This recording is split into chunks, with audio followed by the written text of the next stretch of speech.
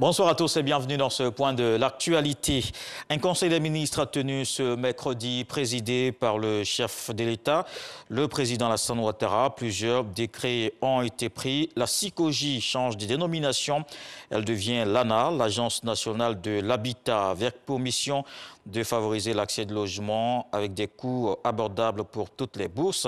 Un autre décret vient réglementer les activités de transport public automobile, chauffeurs, tricycles et motos, livreurs appelés à se conformer aux dispositions légales. Les acteurs doivent obtenir notamment le titre de transporteur. Je vous propose d'écouter le porte-parole du gouvernement.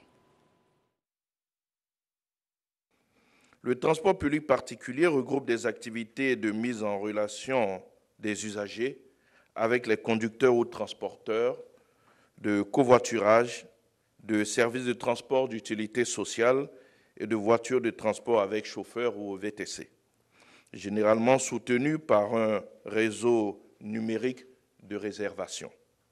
Ce décret précise les conditions d'accès à ces différentes activités, ainsi que les modalités de leur exercice en vue d'organiser ce secteur d'activité et de le mettre en cohérence avec la réglementation relative au marché du taxi et au transport public de personnes en général.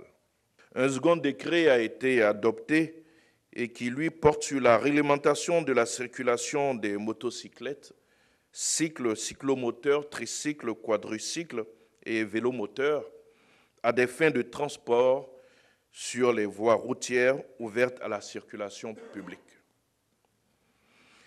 En effet, il faut noter qu'environ 68% des accidents de la voie publique impliquent ces engins à 2, 3, voire 4 roues. Et ce décret donc vient pour limiter leur utilisation dans des périmètres autorisés. Ainsi, l'utilisation de ces engins est exclue sur certains axes routiers, notamment les axes routiers interurbains et intercommunaux.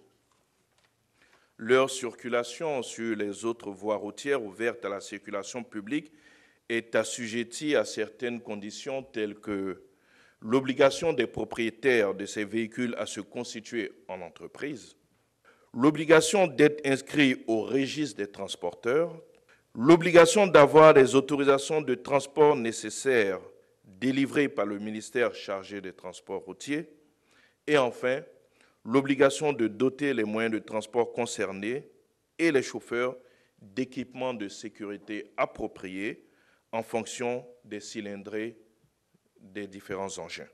Le point complet du Conseil des ministres dans le journal de 20 h. Le recensement général de la population et de l'habitat a pris fin hier. Les résultats provisoires prévus fin janvier 2022, c'est ce qu'a annoncé la ministre du Plan et du Développement, Nialé Kaba, au cours d'un point presse. Une opération d'évaluation de la couverture et de la qualité des données du dénombrement sera réalisée. Les personnes non recensées peuvent contacter le bureau technique permanent du recensement au numéro vert suivant 101. Les forces de l'ordre s'organisent pour vous permettre de passer de bonnes fêtes de fin d'année. Une opération spéciale d'appui à la sécurisation de la zone sud est lancée. La préfecture de police d'Abidjan veut ainsi veiller à la fluidité routière et lutter contre l'incivisme sur nos routes. Les agents à moto vont faire respecter le code et empêcher les engorgements dans la circulation. Dans le reste de l'actualité, nouveau rebondissement en Afrique du Sud dans l'affaire Jacob Zuma. L'ancien président sud-africain avait été placé en libération conditionnelle pour raison médicale en septembre dernier, 2 mois après son incarcération pour outrage à la cour. Ce mercredi, la haute cour de la province de Gauteng a décidé d'annuler cette décision. Les avocats de Jacob Zuma ont aussitôt interjeté appel, suspendant ainsi l'ordre de retour en prison. Cette décision, ont souligné les avocats dans leur appel, constitue, je cite, une punition cruelle et dégradante. Et puis la dette mondiale a atteint l'an passé le niveau record de 226 milliards de dollars. C'est 256% du produit intérieur brut mondial sous l'effet de la crise provoquée par la pandémie de Covid-19. Le Fonds monétaire international précise que les emprunts des gouvernements ont représenté un peu plus de la moitié de cette hausse. La dette privée des sociétés non financières et des ménages a également atteint de nouveaux sommets. Voilà pour le flash d'information. Je vous donne rendez-vous à 20 h.